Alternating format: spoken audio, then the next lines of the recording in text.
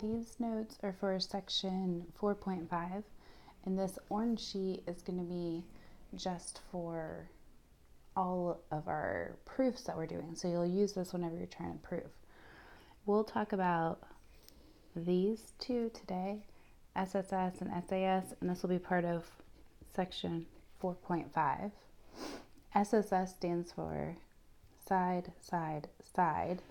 And so when we're talking about two angles that we're trying to prove are congruent or the same, if we just know this information, then we can show that those two triangles are going to be congruent to each other. So we don't necessarily need the angle measures as long as we know that one of the sides is congruent to one of the sides on this triangle, this side congruent to a side on this triangle, and then this side congruent to this side. So if we know that each side matches up, then we automatically know that these two triangles are congruent because of the side, side, side theorem. So if you look at the white sheet, we have our side, side, side theorem. So this says if three sides of one triangle are congruent to three sides of another triangle, then the triangles are congruent. So if side AB is congruent to side DE, which we know it is because of that little tick mark, and if side BC is congruent to side EF,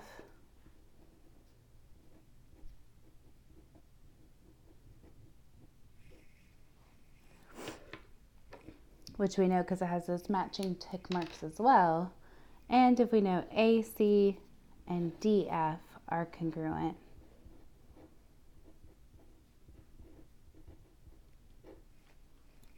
then we're able to say, all right, since that stuff's congruent, then I know triangle ABC is congruent to triangle. Now you have to be careful with lining up those letters. So we went from A to B to C. So from pink to purple to where that green is. So I'm going to go from pink to purple.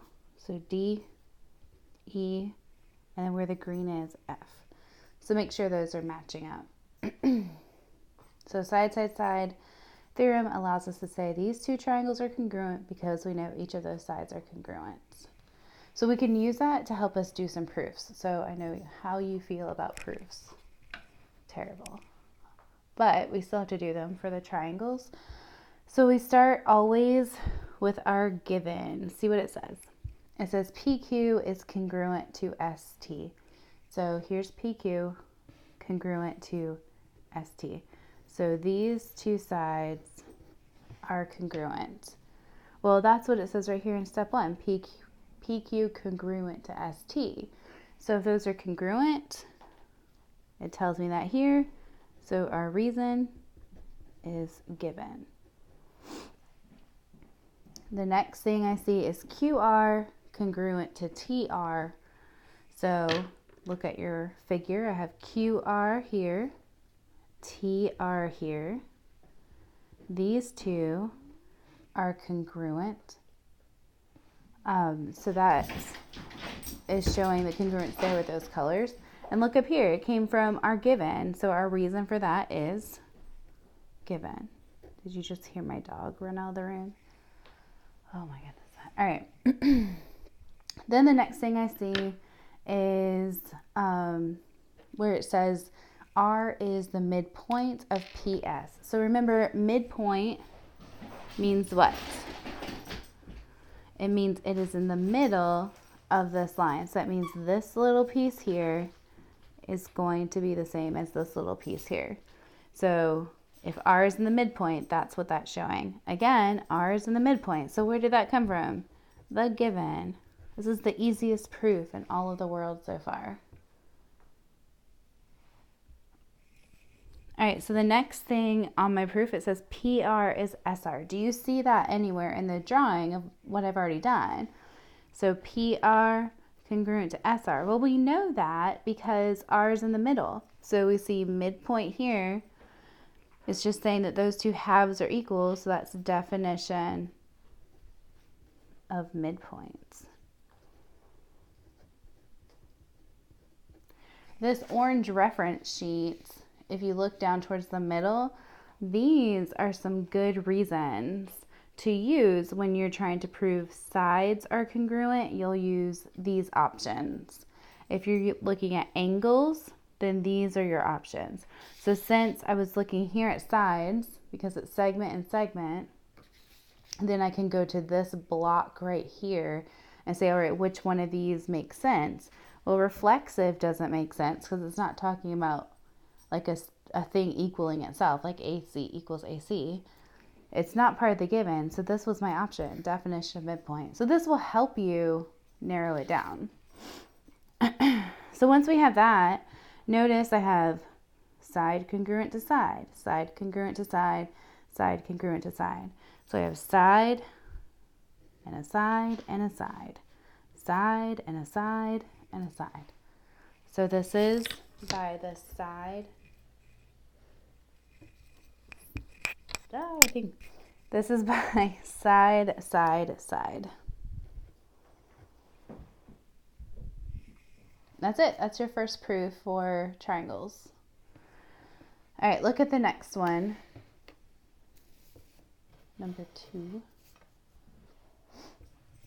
So start with your given. It says JL is congruent to NM. So here's JL, here's NM. They're congruent. We know that because it is given. Then it says K is the midpoint of JN. Well, it's coming from right there. K is the midpoint of JN. So K is the midpoint of JN. So we know that this side and this side will be the same. And it also says that K is the midpoint of LM. So these will be the same.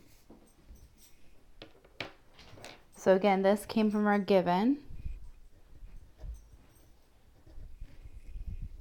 Well, if I know K is the midpoint, then this says JK, which is this part here, is congruent to KN, which is this part here.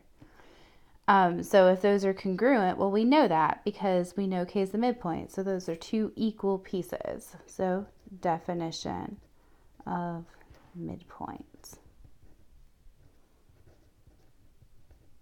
And remember that we can also look here again. We're proving sides. So these are our 3 options. It wasn't this, it wasn't this. So it has to be definition midpoint. All right, LK, which is this piece right here, congruent to this piece here. Well, how did I know that? Well, remember K is the middle. So definition of midpoints.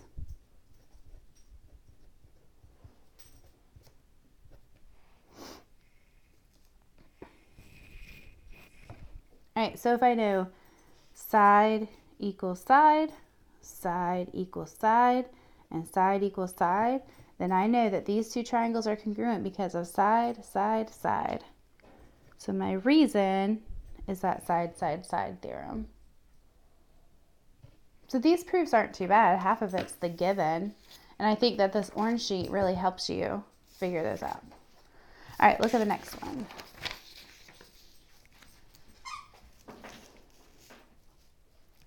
All right, so remember, start with your given. So AC is congruent to AD. So here's AC, here's AD, congruent.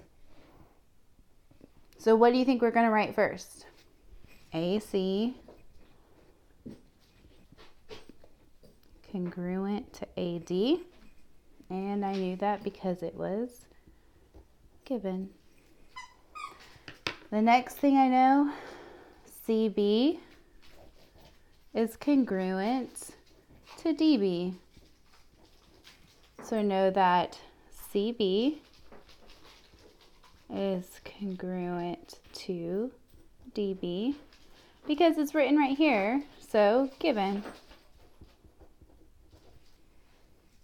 Now look at this next thing that we have.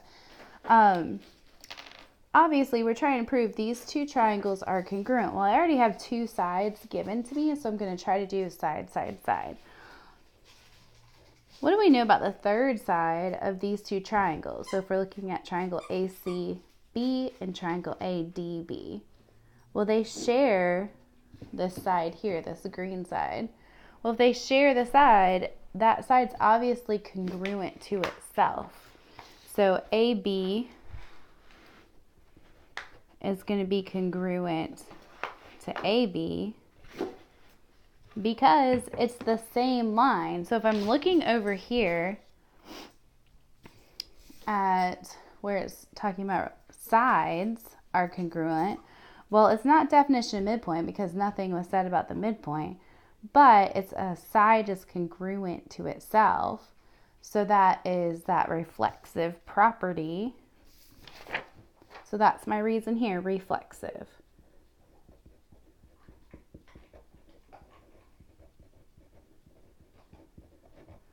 Well, since I've now proven that this side is congruent to this side, this one's to this side, and then that third side's congruent, then now I know triangle ABC is congruent to triangle ABD